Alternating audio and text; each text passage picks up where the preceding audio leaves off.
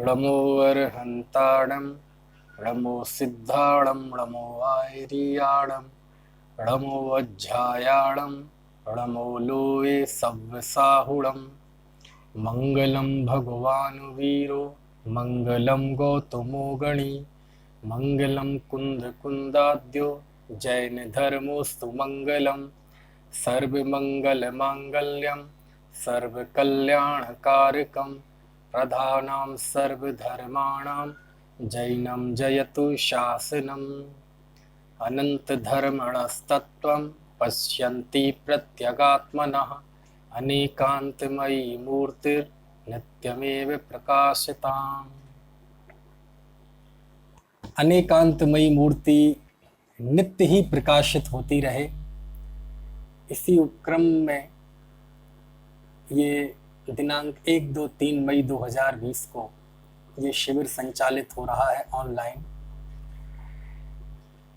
आज की चर्चा के लिए मैंने कोई ऐसा बिंदु नहीं चुना जो कोई गहरा शास्त्रीय बिंदु हो, जिसको समझने के लिए हमें कोई बहुत बड़ी पृष्ठभूमि की ज़रूरत हो, बल्कि आज आपके बीच में मैं ऐसे बिंदु पर चर्चा करूंगा कि जो 8 साल का बच्चा होगा तो उसे भी वो चर्चा समझ में आएगी। दरअसल जब हम लोगों की बहिर्मुख वृत्ति देखते हैं, उनके जीवन में तत्व से दूरी देखते हैं, देव शास्त्र गुरु से दूरी देखते हैं, एकांततः भोगों की ओर दौड़, रुपए पैसे की ओर दौड़, ना दिन देखते हैं ना रात, है ना, ना शरीर देखते हैं ना स्वास्थ्य देखते हैं, है ना, आत्मा परमात्मा की तो बहुत दूर की बात हो गई। और सबको तिलांजलि देके जब हम लौकिक सफलताओं के लिए, रुपए के लिए, है ना, कामयाबी के पीछे भागते हैं, तब ऐसा लगता है कि कहीं ना कुछ हमारा पीछे छूट रहा है और हमें लगता है कि कहीं ना कहीं हम इतने दूर होते जा रहे हैं उस चीज़ से। क्योंकि ज़िंदगी में एक मौका ज़रूर आएगा कि आप सब कुछ सफलता प्राप्त कर लेंगे, लेकिन अंत में आप खाली महसूस करेंगे, अपने आप को रीता रीता महसूस करेंगे और ऐसा लगेगा कि पूरा जीवन उधेड़ बुन में, भाग दौड़ में निकाल दिया और अंततः हमारे हाथ में कुछ नहीं रहा। हम वैसे ही अतृप्त रहे, वैसे ही बेचैन रहे, वैसे ही दुखी रहे और अंत में वैसे ही खाली हाथ रहे। तो हम चाहते हैं हमारे साथ ये विडंबना ना हो, इसलिए आज की छोटी सी चर्चा मैं करता हूँ। यदि ये छोटी चर्चा हमारे मन में कुछ संवेदना जागृत कर सका और कुछ नई ताजगी और थोड़ी सी जागृति का हमने अनुभव किया, तो हम मानेंगे कि ये शिविर सफल रहा। हम आज जिस वर्तमान स्थिति में हैं, वर्तमान का यदि आपको सही मूल्यांकन करना हो तो आपको भूतकाल में जाना पड़ेगा, क्योंकि भूतकाल के बिना वर्तमान का सही मूल्यांकन नहीं हो सकता। इसलिए हमें थोड़ा सा भूतकाल में जाना पड़ेगा। और हम आज जिस स्थिति में खड़े हैं, हम सब मनुष्य हैं, हमारी इंद्रियों की पूर्णता है, हम अच्छे देश में पैदा हुए, अच्छे माता पिता की संतान हुए, आज हमारे पास कोई कमी नहीं है। हम में से कोई ऐसा नहीं है कि जो 2 रोटी का मोहताज हो, सुबह खाते हैं तो शाम की व्यवस्था ना हो। हमारे पास मंदिर हैं, तीर्थ हैं, पढ़ने के लिए जिनवाणी हैं, पढ़ाने वाले हैं, यानी ऐसा लगता है कि कुछ कमी है ही नहीं। सारी दुनिया में आत्महित के लिए जो जो भी जरूरी वस्तुएं होती हैं वो सब हमें आज में हमारे पास हैं, उपलब्ध हैं। लेकिन जो चीज़ आसानी से उपलब्ध हो जाए उसकी हम कद्र नहीं करते, उसकी इज्जत नहीं करते। और जब इज्जत नहीं करते तो फिर हमें अपना इतिहास देखना पड़ता है। और इतिहास में यदि हम देखें तो हम सबका इतिहास लगभग एक सा है। आज वर्तमान में हमें भले ही वेरिएशन दिखाई देता है, लेकिन हम सबका इतिहास प्रायः एक सा है। क्योंकि हम सबका इतिहास है वह एक प्रारंभिक बिंदु से शुरू होता है जिसका नाम है निगोद। और उस निगोद में भी एक सूक्ष्म लब्ध अपर्याप्तक निगोदिया जीव होता है जो एक श्वास में 18 बार जन्मता है और एक श्वास में 18 बार मरता है। आप कल्पना कीजिए, दुनिया में ऐसे अनंत अनंत जीव हैं जो श्वास के 18वें भाग जितना ही उनका जीवन है, इतनी ही लाइफ है उनकी। यानी एक श्वास कितनी छोटी और उसका 18वां हिस्सा भी कितना छोटा।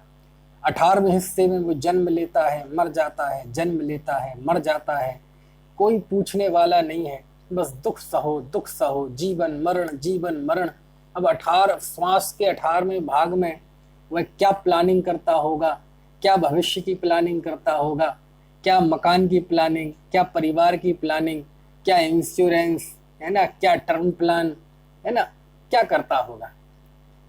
तो आप सोचो, हम सब का इतिहास एक ऐसे ही बिंदु से शुरू होता है कि जब हम सब निगोद में थे और निगोद में हम सब 18वें भाग श्वास के इतना हमारा जीवन था, उसमें ही हम जिंदा होते थे और उसमें ही हम मृत्यु को प्राप्त हो जाते थे। सोचो आप, कितनी दयनीय स्थिति थी। और उस स्थिति में कोई आंखों से कोई कहे कि कौन है ये जीव, तो आंखों से हम किसी को दिखाई नहीं देते थे, कानों से हम किसी को सुनाई नहीं देते थे। कहने का आशय ये है, ऐसी ही दुनिया में हम रहते थे जैसे आज एक कोरोना वायरस है ना, पता नहीं ये वायरस है कि कोई पुद्गल पिंड है, अभी तो यही निश्चित नहीं है, और जो भी होगा कोई बहुत ज़्यादा फर्क नहीं पड़ता। लेकिन जैसे ये दिखाई नहीं देता आंखों से है ना, लेकिन उसने पूरी दुनिया को आतंकित कर रखा है। तो ऐसे ही हमारा अनंत काल तो ऐसी निगोद अवस्था में बीता, ऐसे ही हम एक इंद्रिय अवस्था में रहे, निगोद अवस्था में रहे, कोई पूछने वाला नहीं था। जन्म मरण मरते रहे।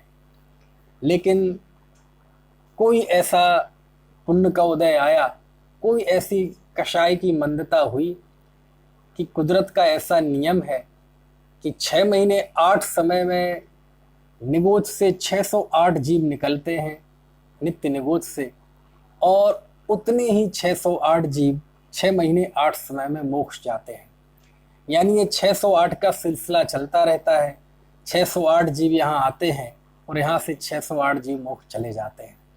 और वो 608 में से जो एक जीव कोई निकला, वो कैसे निकला, किस कीमत पर निकला, यदि उसके निकलने के चांस देखे जाए, अवसर देखा जाए तो 1/, अनंत माह है।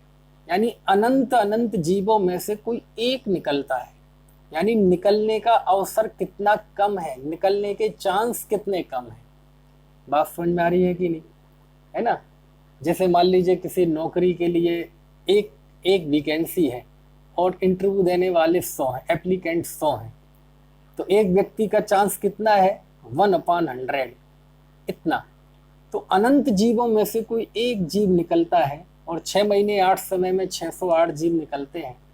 तो आप सोचो कि उस निगोद अवस्था से निकलना कितना कठिन कार्य था, कितना कठिन कार्य था। समझ में आया ना। लेकिन हम सबका ऐसा सौभाग्य रहा, हम सबका ऐसा पुण्य का उदय रहा कि हम उस निगोद राशि में से निकल कर आए और पृथ्वी का एक, जल का एक, अग्नि का एक, वायु का एक आदि हुए।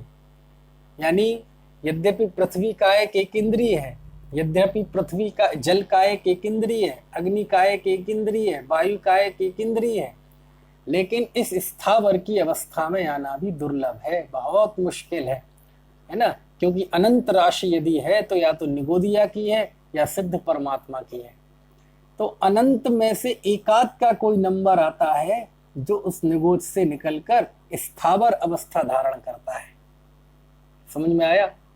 और जैसा स्थावर पर्याय को प्राप्त करना दुर्लभ है, उससे ज्यादा दुर्लभ उससे निकलकर 2 इंद्रिय की पर्याय को प्राप्त करना है, 3 इंद्रिय होना है, 4 इंद्रिय होना है।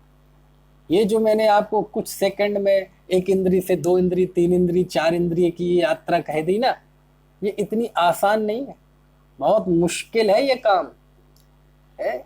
दुर्लभ है निगोद से थावर अरु त्रस गति पाना। निगोद से निकलकर स्थावर अवस्था में आना बहुत दुर्लभ है, और स्थावर से निकलकर त्रस पर्याय 2 इंद्रिय 3 इंद्रिय, आपको पता है ये कीड़े मकोड़ा होना भी बहुत मुश्किल है, बहुत दुर्लभ है। यद्यपि कीड़े मकोड़े को भी कोई गिनता नहीं है, कीड़े मकोड़े कितने ही मरते जाए कोई नहीं गिनता, लेकिन उस निगोज से निकलकर ये कीड़े मकोड़ों की अवस्था में आना भी बहुत मुश्किल काम है, बहुत दुर्लभ काम है। हमें इस चीज की खबर नहीं है। अब आप कहेंगे कि इस इतिहास की चर्चा से फायदा क्या है? ये हमारा इतिहास है, ये हमारी सत्य कथा है, ये हमारा भूतकाल है। हम अपने भूतकाल को नहीं जानते, हमें अपनी इतिहास की चेतना नहीं है, इसलिए हम वर्तमान में इतने आसक्त दिखाई देते हैं। इसलिए वर्तमान में हम निर्भयता के साथ पाप करते हुए दिखाई देते हैं। ना दिन देखते हैं, ना रात देखते हैं, केवल लौकिक सफलताओं के पीछे भागते हैं, क्योंकि हमें इस जन्म की कीमत ही नहीं है, क्योंकि हमें जो समय मिला, शक्ति मिली, अवस्था मिली, संयोग मिले, इसकी कीमत ही नहीं है। हम तो ये समझते हैं कि जैसे ये कुछ है ही नहीं। इसलिए हमें कभी कभी इतिहास को जानना जरूरी है और इतिहास को जानना पड़ता है। जैसे आप समझ सकते हैं, जिसने आजाद देश में ही श्वास ली, उसे क्या पता कि गुलामी क्या होती है, अंग्रेजों के अत्याचार क्या होते हैं, त्रासदी क्या होती है, जलियांवाला बाग हत्याकांड क्या है, समझ में आए ना? अंग्रेजों का शोषण क्या है, उत्पीड़न उन्होंने कैसे किया, कैसे हेरेसमेंट किया, ये कैसे पता चलेगा? जिसने आजादी का सही अर्थ तो उसे ही पता है कि जिसने गुलामी झेली हो, जिसने दास्ता की यातना झेली हो, उसे ही पता है कि आजादी किस चिड़िया का नाम है। आजाद देश में ही श्वास लिए हैं, अच्छी हवा में ही जिन्होंने जन्म लिया हो, उन्हें क्या पता? समझ में आए ना? तो ऐसे ही जिसको पता ही नहीं हो हमारा इतिहास क्या है, उसे क्या पता कि हम वर्तमान में किस परिस्थिति में हैं और कैसे इस यहाँ तक आए हैं। तो हम सबकी यात्रा उस निगोज से शुरू हुई और निगोज से निकले, पृथ्वी कायक हुए, जल कायक आदि हुए, वहां से निकलकर 2 इंद्रिय हुए, 3 इंद्रिय हुए, 4 इंद्रिय हुए, और बड़ा पुण्य का उदय आया कि हम सब जीव पंचेंद्रिय हो गए। समझ में आया? अब ये यात्रा आप करणान योग के सिद्धांत ग्रंथों में जाके देखें और पंच परावर्तन का स्वरूप पढ़ें तो आपके रोंगटे खड़े हो जाएंगे। पंच परावर्तन के स्वरूप समझें तो आपकी रातों की नींद भाग जाएगी। आपको ऐसा लगेगा कि अरे इतनी दुर्लभ है ये जीवन, इतनी बार हम जीवन जन्म मरण करते आए हैं, लेकिन सम्यक्त्व के बिना, आत्मज्ञान के बिना, तत्वों की प्रतीति के बिना है हम खाली के खाली रहे और हम वापस निगोद में चले गए। समझ में आए ना? तो ये सब सीखने की चीजें हैं। अब नहीं सीखेंगे तो कब सीखेंगे, है ना? तो कहाँ से शुरुआत हुई हमारी? निगोज से निकले, स्थावर हुए, त्रस हुए, 2 इंद्रिय, 3 इंद्रिय, 4 इंद्रिय हुए और हम पंचेंद्रिय हो गए। और पंचेंद्रिय में आपको पता है, पंचेंद्रिय तो दुनिया में बहुत है, लेकिन पंचेंद्रिय भी 2 किस्म के होते हैं। समझ में आया ना? अब ये जो हम एक इंद्रिय से एकदम पंचेंद्रिय में आ गए बहुत जल्दी, ये बीच के कष्टों का आपका यदि देखा जाए कष्टमय जीवन, तो ये भी बहुत दयनीय स्थिति है। आज हम देखो, मान लीजिए ये पंखा चलता है या गाड़ी चलती है ना, या और भी उपक्रम होते हैं, और हजारों लाखों करोड़ों अरबों खरबों असंख्यात कीड़े मकोड़े मर जाते हैं। हम गाड़ी से जाते हैं, असंख्यात जीव मर जाते हैं, और कोई पूछता है कि भाई साहब आपने इतने जीवों की हत्या कर दी है, कहाँ, कौन से जीव की हत्या की? यानी वो कीड़े मकोड़ों को कोई जीव मानने के लिए तैयार नहीं होता। आप बताइए क्या स्थिति है? लेकिन हम उस स्थिति में गए हैं, हम भी कीड़े मकोड़े बने हैं, हम भी मक्खी, मच्छर, इल्ली, लठ, पिपील, भौवे हैं। जिन कीड़े मकोड़ों को, जिन मच्छरों को हम मारते फिरते हैं, मक्खियों को मारते फिरते हैं, है ना जाने किन किन उपक्रमों से, ऐसे अनंतों अनंतों बार हम इन पर्यायों में गए, कोई जीव मानने के लिए तैयार नहीं था हमें। आज कौन मानता है ना जी? कोई गिनता है? बताओ आप। धर्मात्मा लोग भी, चलो जैन नहीं, जैनेतरों में जो धर्मात्मा होते हैं वो लोग भी इन जीवों को गिनते हैं, इन प्राणियों को गिनते हैं। क्यों हुई ऐसी स्थिति? क्या करें? जब हमें पंचेंद्रिय पन्ना मिला था, जब हम मनुष्य हुए थे, हमें सोचने समझने की शक्ति मिली थी, और आचार्य देव ने बार बार कहा, सर्वज्ञ देव कह कह के चले गए कि तुम जीव हो, तुम ज्ञान दर्शन में एक सत्ता हो। जब हमने स्वयं को जीव नहीं माना, तो आज कुदरत ने हमें ऐसा दंड दिया है, कुदरत से मतलब कर्मों ने ऐसा दंड दिया है कि आज हमें भी कोई जीव मानने के लिए तैयार नहीं है। तो ऐसी कीड़े मकोड़ों की अवस्था में हम खूब गए, लेकिन बस पुण्य का उदय ऐसा रहा कि हम उससे भी निकल गए और हम पंचेंद्रिय हो गए। लेकिन पंचेंद्रिय भी हो गए, लेकिन पंचेंद्रिय भी दो होते हैं, एक संगी पंचेंद्रिय और एक असंगी पंचेंद्रिय। जो मन सहित होते हैं वो कहलाते हैं संगी पंचेंद्रिय, जिनको तत्व ज्ञान सीख सकते हैं, है ना, जो शिक्षा ग्रहण कर सकते हैं, वो जीव कहलाते हैं संगी पंचेंद्रिय। और जो शिक्षा ग्रहण नहीं कर सकते, ऐसे मन से रहित जीव कहलाते हैं असंगी पंचेंद्रिय। हम पंचेंद्रिय तो हुए, लेकिन पता चले असंगी पंचेंद्रिय हो गए ऐसे कोई, है ना, ऐसे वे पानी में रहने वाले कोई सांप हो गए। तो 5 इंद्रियां तो मिली, 5 सेंस ऑर्गन्स तो मिले, लेकिन मन नहीं मिला, 6 सेंस नहीं आया, 6वीं इंद्रिय नहीं मिली हमें। तो मन के बिना हम दुखी होते रहे। कभी और कोई प्राणी हो गए, कोई ऐसे तोते बन गए, 5 इंद्रिय तो हुई, जुबान तो मिली, सुनने की ताकत तो मिली, लेकिन मन में तत्वों को मन नहीं मिला, तत्वों को सीखने की शक्ति नहीं मिली। आप सोचो कैसे ही हमारे भाव ऐसे चले जाते हैं कि हम पंचेंद्रिय तो होते हैं, लेकिन मन के बिना बस चीजों को समझने की शक्ति नहीं होती, और ऐसे ही हमारा जीवन बर्बाद होता जाता है। तो ये उत्तरोत्तर ये बहुत दुर्लभ है।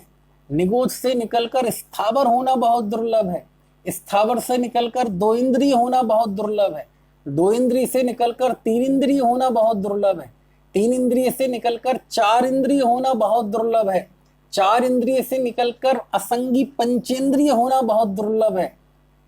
समझ में आया ना? और उससे भी ज्यादा दुर्लभ है संगी पंचेंद्रिय होना। बात समझ में आ रही कि नहीं? लेकिन हम सबका सौभाग्य रहा कि हम सब इन दयनीय स्थितियों से पार करके आ गए, हम छट के आ गए, और अंततः हम संगी पंचेंद्रिय हुए। लेकिन संगी पंचेंद्रिय होके भी बहुत बड़ा काम हो गया ऐसा मत समझिए आप। क्यों?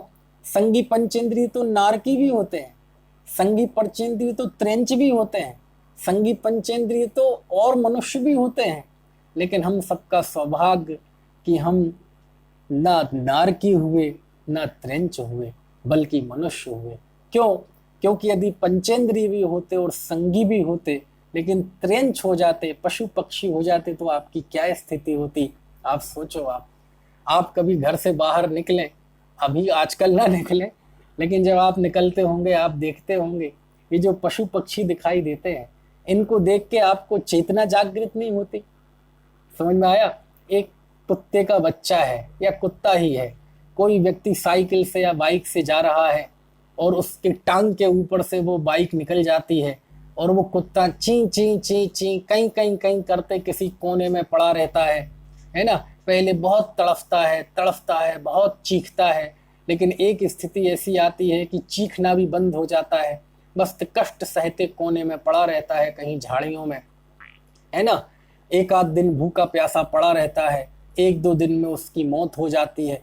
कोई पूछने वाला नहीं है, कोई उसकी सुधि लेने वाला नहीं है, ना कोई एनजीओ, ना कोई फेडरेशन, ना कोई मंडल, ना कोई जैन मिलन, ना कोई संस्था, ना कोई सरकार, ना कोई नगर निगम, कोई उसकी चिंता करने वाला नहीं है, पड़ा रहता है। मोहल्ले वालों को भी कुछ नहीं पता, मोहल्ले वालों को तो तब पता चलता है कि झाड़ियों में पड़ा पड़ा मर जाता है, मरने के बाद 1 आध दिन बाद उसमें बदबू आने लगती है, तब फिर किसी म्यूनिसिपैलिटी वाले को 50 रुपए दे के उसको फिकवा देते। कौन उसकी पूछने वाला है बताओ? और ये दयनीय स्थितियों से हम पार करके आ गए। अब आप सोचो, उस कुत्ते को पंचेंद्रिय तो हुआ था, संगी पंचेंद्रिय हुआ था, चीजों को सोचने समझने की शक्ति भी मिली थी, लेकिन हमारी तरह वह मनुष्य नहीं हुआ, हमारी तरह उसकी कोई चिंता करने वाला नहीं था, हमारी तरह हम कष्ट में हो तो दूसरे कष्ट हो जाएं, ऐसा कोई सोचने समझने वाला नहीं था, और दयनीय मौत मरता है। आप देखो पशुओं को, त्रेंचों को, कभी किसी कत्ल खाने में जाइए और ना जाना हो तो यूट्यूब पे देख लीजिए कैसी कैसी दयनीय मौत मारी जाते हैं पशु, गाय हो, भैंस हो, ऊंट हो, है ना, कैसी कैसी स्थिति में हो। यानी उस गाय को कितने कितने दिन तड़फाया जाता है, पहले उसे खूब पीटा जाता है, उल्टा लटकाया जाता है, उसके ऊपर से खौलता हुआ पानी डाला जाता है ना, यहाँ कट लगाया जाता है गर्दन में, उसका खून बहता है, वह तड़फती है और ऐसे कई कई दिन तक भूखा प्यासा ऐसे तड़फा के रखते हैं। आप देखोगे तो कहोगे ऐसी स्थिति होती है ट्रेंचों की, और जब उस स्थिति को देखते हैं तब ऐसा लगता है कि ये हमारा भूतकाल है। हम इन दयनीय स्थितियों में हम भी गए हैं, लेकिन हम किसी पुण्य के उदय से, कोई ऐसे हमने सत्पात्रों को दान दिया होगा, कोई हमने देवशास्त्र गुरु की विशिष्ट आराधना की होगी कि जिस वजह से हम इन सब स्थितियों से पार करके आ गए और आज हम मनुष्य हैं। समझ में आए ना? आपको क्या बताऊं, अभी अभी मैं मेरठ में रहता हूँ। जब मैं यहाँ खतौली में रहता था तो सुबह घूमने जाता था, सर्दी के दिन थे, जहाँ घूमने जाता था तो वहाँ एक रेलवे ट्रैक के ऊपर फ्लाई ओवर था। तो फ्लाई ओवर के उस तरफ एक चीनी मिल थी और ऐसी मान्यता थी कि वो एशिया की सबसे बड़ी चीनी मिल है।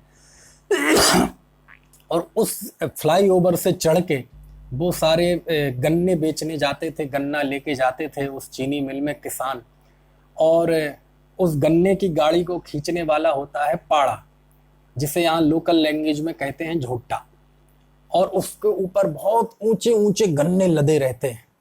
एक दिन मैं सुबह जब घूमने गया था, ठंड बहुत पड़ती है, कोहरा था, उजेला हुआ नहीं था, तो मैंने देखा कि फ्लाईओवर जहाँ से शुरू होता है उससे लगभग 50-60 मीटर पीछे एक किसान उस झोट्टे को खूब प्यार कर रहा है, उसे खूब थपकी दे रहा है ना, उसे पानी पिला रहा है, उसे खिला कर रहा है। मैंने कहा भाई सुबह 5:30-6 बजे अंधेरे में कोहरे में इसे इस झोट्टे पे इतना प्यार क्यों आ रहा है, इतना प्यार क्यों उमड़ रहा है? समझ में आया ना? मैं बड़ा ताज्जुब हुआ, मुझे आश्चर्य हुआ कि ऐसा क्यों हो रहा है। मैं जरा कौतूहलवश देखता रहा कि आखिर देखें माजरा क्या है।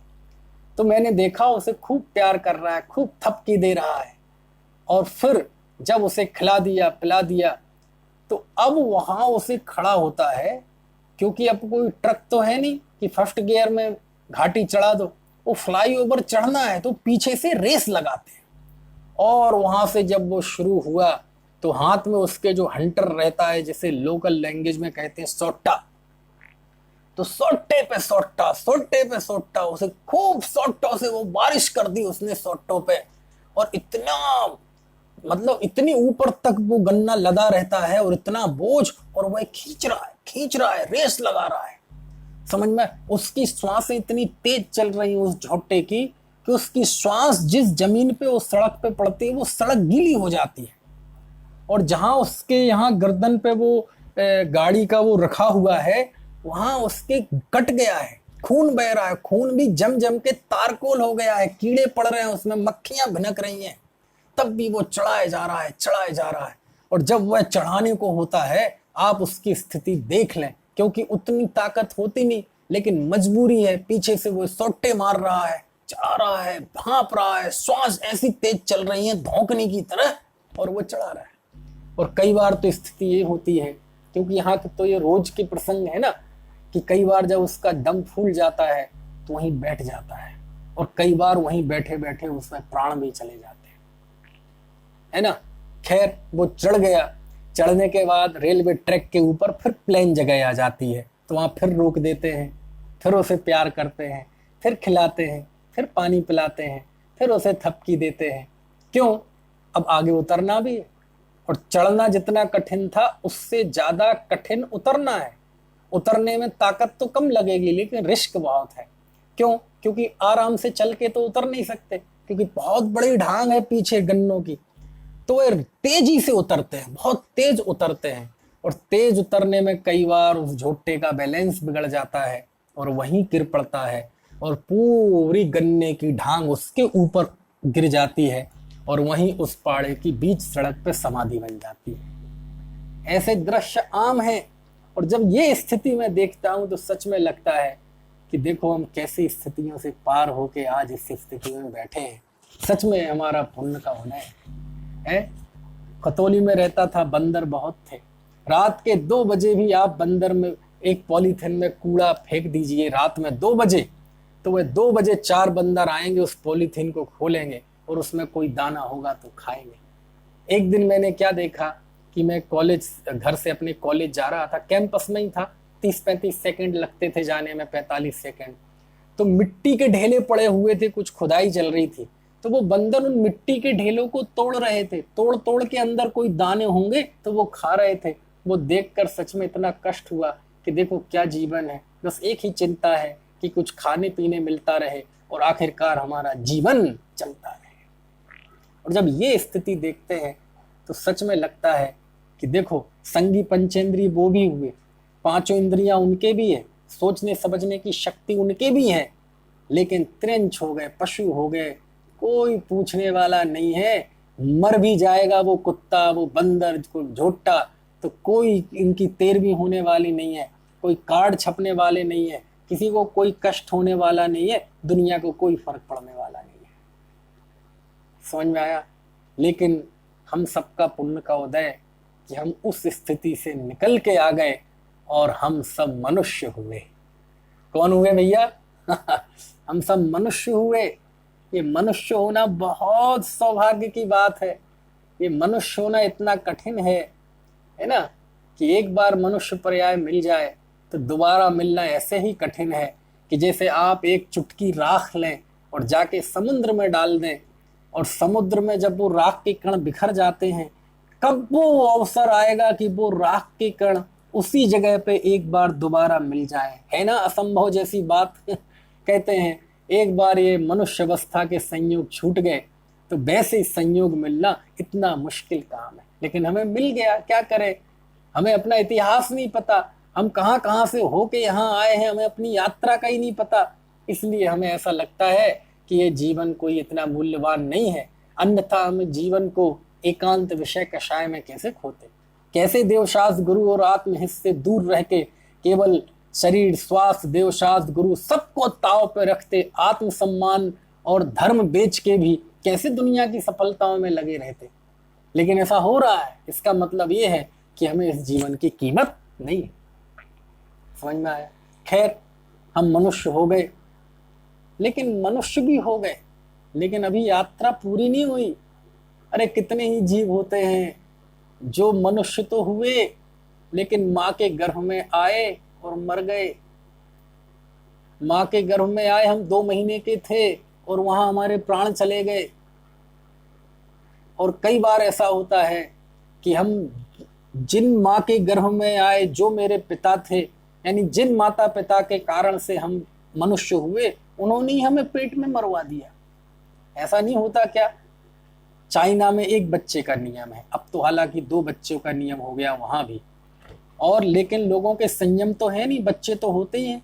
और वहां लोग मनुष्य का मांस खाते हैं, और मनुष्य का मांस खाते हैं, और कैसा, जितना ताजा मनुष्य होगा उतना महंगा बिकता है।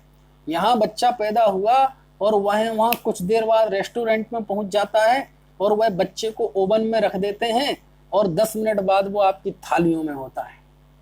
अब आप देखो, और वो सारी अवैध संतानें होती हैं, वैध भी हो सकती हैं। यानी कहने का मतलब ये है कि देखो, नरक में वो भी नहीं गया, पशु पक्षी वो भी नहीं हुआ, मनुष्य हुआ।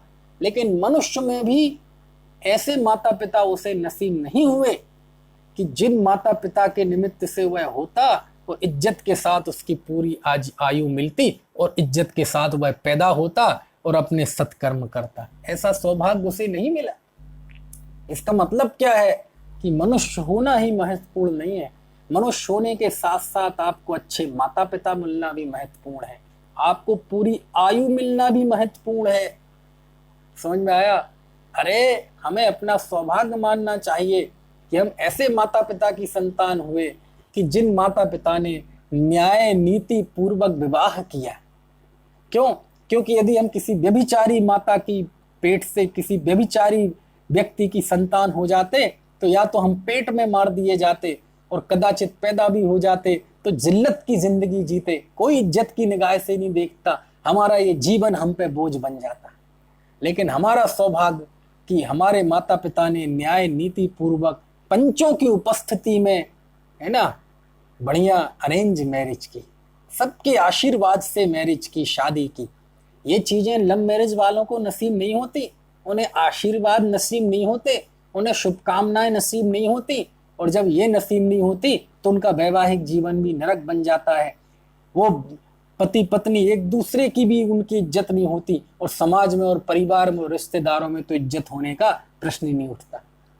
तो हमारा सबका सौभाग्य कि हमारे माता पिता हुए, उन्होंने न्याय नीति पूर्वक विवाह किया, और न्याय नीति पूर्वक विवाह के बाद है ना हम उनकी संतान हुए।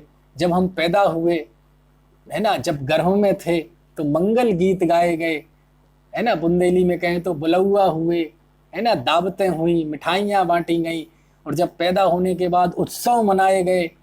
उत्सव मना के सबने हमें शुभकामनाएं दी, बच्चे की बलिहारियाँ ली है ना, और लंबी आयु की सबने दुआएं दी है। थोड़े से हुए हमारे कान में णमुकार मंत्र सुनाया गया। ये सब हमारा सौभाग्य है, क्योंकि ऐसा सौभाग्य सब जीवों को नसीब नहीं होता। रोज ऐसे पेट में लाखों बच्चे मार दिए जाते हैं, और पेट में ही, और जिनकी सुबह काटी हुई बोटियां हॉस्पिटल्स के बाहर डस्टबिन में पड़ी मिलती हैं, जिनको कुत्ते चाटते हैं। मनुष्यपना तो उसे मिला, लेकिन आयु नहीं मिली, उसे अच्छे माँ बाप नहीं मिले, व्यभिचारी माँ बाप मिले। समझ में आया ना। और व्यभिचारी ना भी हो, न्याय नीति पूर्वक शादी विवाह भी किया हो, वो पता चले पेट में लड़की हो गई तो उसे भी मार के फेंक देते हैं। कैसे राक्षसी प्रवृत्ति है ये।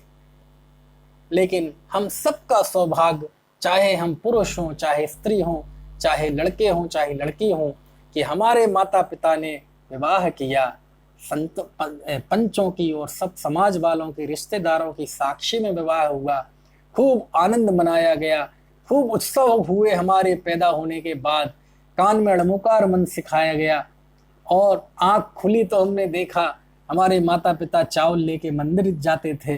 कभी परिवार में कभी कुदेव कुशास्त्र कुगुरु की पूजा नहीं हुई, भक्ति नहीं हुई, वंदना हुई, कभी कोई अन्याय अनीति का सेवन नहीं हुआ। कितना भी संकट आया, कितना भी पाप का उदय आया, कभी किसी कुदेव के पास मन्नत मांगने के लिए नहीं गए, कभी है ना किसी को सताया नहीं, कभी किसी को दुखी नहीं किया। कहने का आशय ये है कि व्यवहार सम्यक तो हमें विरासत में ही मिला। अब आप कहेंगे व्यवहार तो निश्चय के साथ होता है, वो हमें सब पता है, अभी हम जो कह रहे हैं वो सुनिए। एक ऐसा व्यवहार भी होता है ना। तो ये व्यवहार सम्यक हमें विरासत में मिला। कुछ भी हुआ, हमने परिवार वालों के कभी जीवन में ऐसी चेहरे पे शिकन नहीं देखी है ना। कितना ही कुछ हो गया, लेकिन ऐसा नहीं लगा कि हम लुट गए, बर्बाद हो गए। खूब सफलताएं देखी परिवार में, खूब असफलताएं देखी, लेकिन हमने अपने बड़ों के चेहरों पे हमेशा एक शांति देखी, ईमानदारी देखी, एक सादगी देखी, एक प्रशन्न संवेग आस्तिक अनुकंपा देखी। ये हमारा सौभाग्य है। हमें सौभाग्य पे इतराना चाहिए। क्यों? क्योंकि ये सब परिस्थितियां कैसे कैसे बनी हैं हमें पता नहीं है। समझ में आया ना। तो हम माँ के पेट में आए, अच्छे माता पिता की संतान हुए, लेकिन अच्छे माता पिता भी होते, सब कुछ होता, लेकिन पैदा होते ही हम लूले हो जाते, पैदा होते ही हम लंगड़े हो जाते, पैदा होते ही हम अंधे हो जाते, पैदा होते ही हम मंदबुद्धि पैदा होते। तो आप सोचो हमारी जिंदगी क्या होती। मंदबुद्धि पैदा हो गए, भले ही रईस के बच्चे हो, लेकिन मंदबुद्धि हो गए, अब पूरी जिंदगी बोझ बन गई। आप स्वयं पे भी बोझ है, और आप परिवार पे भी बोझ है, समाज पे भी बोझ है, राष्ट्र पे भी बोझ है। ऐसा मंदबुद्धि, वो गली में जहां निकल जाए सब उसकी मजा लेते हैं, बच्चे उसकी मजा लेते हैं, बड़े उसकी मजा लेते हैं। 100 में से एक आध होता है जो आपसे सहानुभूति रखता है, बाकी तो आपकी उस दयनीय दशा का मजा लेते हैं। समझ में आए। चलो, अच्छे माता पिता मिलते है ना, है, और आपकी इंद्रियां भी पूरी होती, अच्छी आयु भी मिलती, लेकिन हो जाते कहीं ग्रीनलैंड के जंगलों में झिंगालाला में पैदा, हो जाते कहीं आदिवासियों में पैदा, कहीं ट्राइबल बन जाते, क्या होता? पूरी जानवरों जैसी जिंदगी है तो मनुष्य, लेकिन जीवन जानवरों जैसा। चलो झिंगालाला में पैदा नहीं होते, आदिवासियों में पैदा नहीं होते, भारत जैसे देश में ही पैदा होते, लेकिन हो जाते किसी भिखारी के यहाँ पैदा, हो जाते किसी गृहीत मिथ्या दृष्टि के पैदा, हो जाते ऐसे परिवार में पैदा जहां पैदा होती तुम्हें मुंह में मांस खिलाया जाए, है ना, आपको शराब पिलाई जाए, बोलो आपकी क्या दशा होती। आपको इन चीजों की खबर भी है? अरे क्या करें, जब हम अपना इतिहास भूले हैं, हमने वर्तमान को आग लगा दी। हमारा वर्तमान दयनीय तभी बनता है जब हम इतिहास को भूलते हैं, और जब तक हमारे अंदर इतिहास की चेतना नहीं होती तब तक हमारा वर्तमान नहीं संवरता, और जब वर्तमान नहीं संवरता तो उज्जवल भविष्य की हम कल्पना कैसे कर सकते हैं। ये सारी चीजें उत्तरोत्तर बहुत दुर्लभ हैं, बहुत दुर्लभ हैं। हम में से जितने लोग ये सुन रहे हैं, आप समझ नहीं सकते हैं कि इन पलों को जीने के लिए हम कितना पुण्य लुटा के आए हैं, और कितनी दयनीय दर्दनाक यात्रा पार करके आज हम बैठे हैं कि मैं ये जनवाणी की एक दो बातें आपको सुनाने की कोशिश कर रहा हूं और आप सुन रहे हैं। ये आपका सौभाग्य है।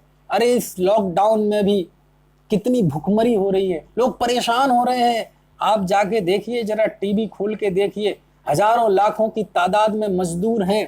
कई बड़े बड़े शहरों में, मेट्रो सिटी में कई मजदूरों ने एक कमरा ले रखा है, एक 10 बाई 10 के कमरे में, झोपड़े में 10-10 लोग रह रहे हैं। ठीक से सोने की जगह नहीं, खाने की जगह नहीं, आहार विहार निहार की जगह नहीं, नार की यातना झेल रहे हैं। किसी दिन भोजन मिला, किसी दिन नहीं मिला।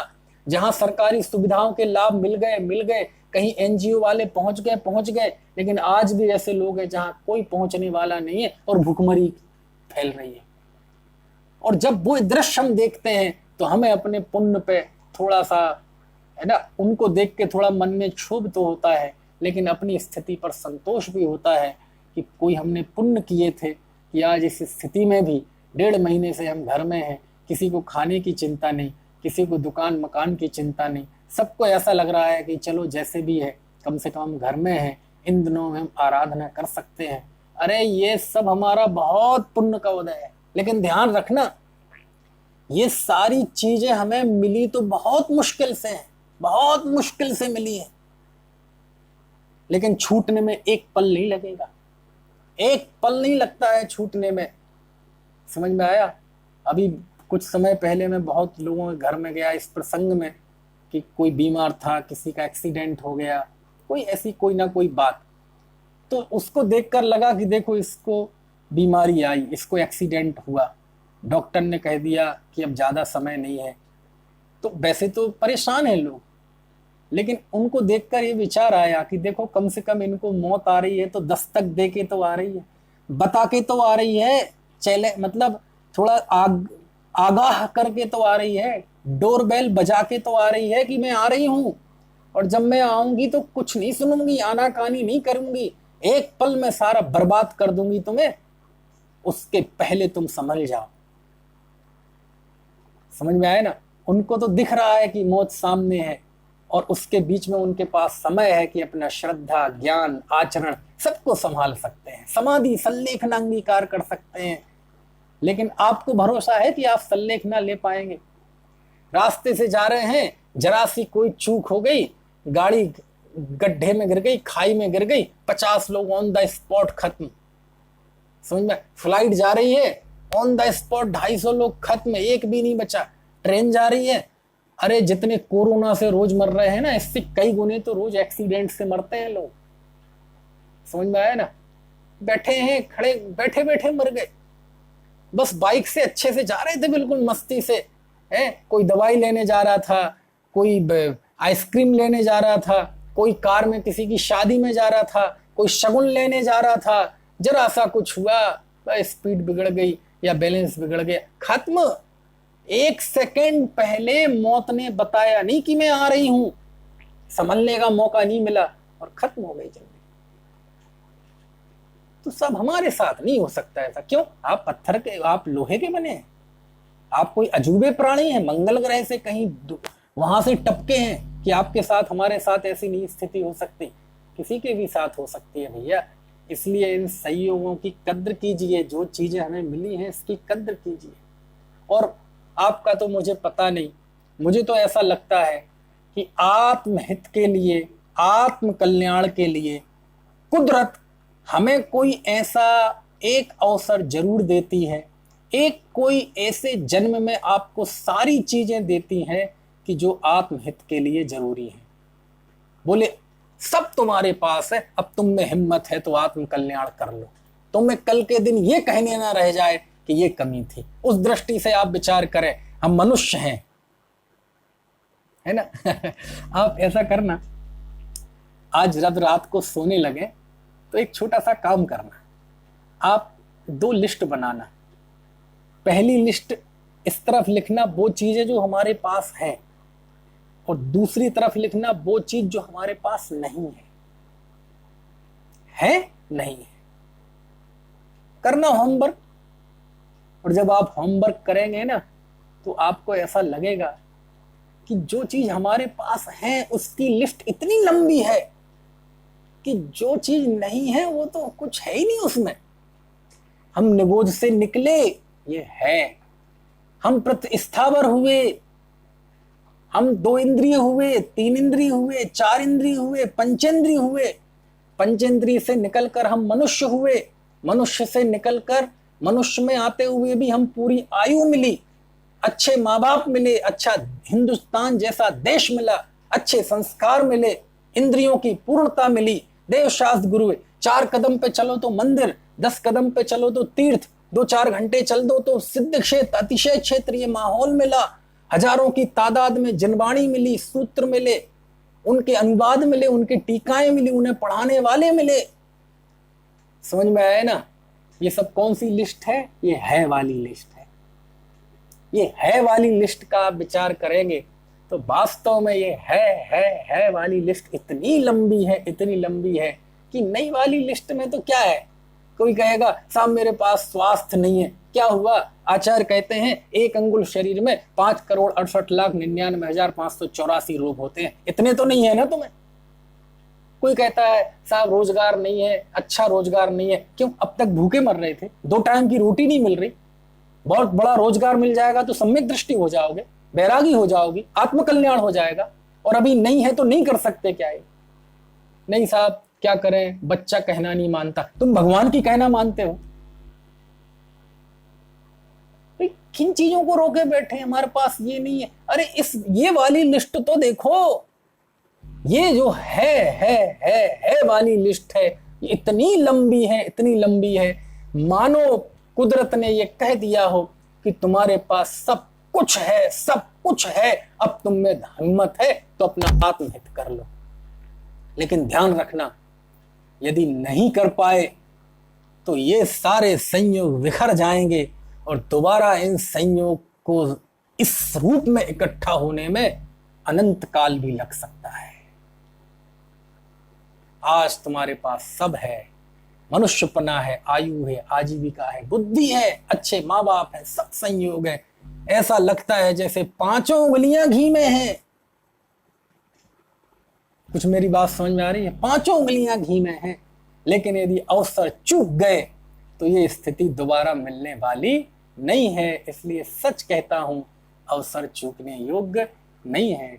महापंडित टोडरमल जी लिखते हैं, जैसे कोड़ी को अमृत पान कराया जाए और वह ना करे, दरिद्री को चिंतामणि रत्न दिया जाए और वह ग्रहण ना करे, तो उसके अभागेपन की महिमा हमसे तो नहीं कही जाती।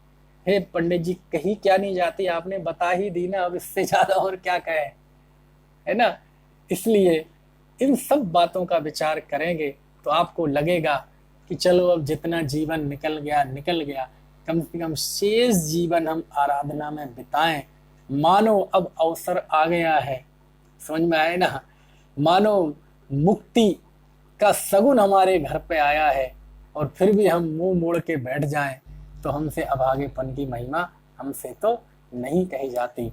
मैं बार बार कहता हूँ, समय बहुत हो गया है, मेरे समझ से 45 मिनट होने को है। ये अवसर चूकने योग्य नहीं है। अपनी शक्ति, अपनी सामर्थ्य को तत्व ज्ञान के लिए समर्पित कर दें, देव शास्त्र गुरु की भक्ति के लिए समर्पित कर दें, भेद विज्ञान के लिए समर्पित कर दें, संयम की आराधना के लिए समर्पित कर दें और मुक्ति मार्ग पर बढ़ें। ऐसी ही मंगल भावना के साथ मैं अपनी बात समाप्त करता हूँ।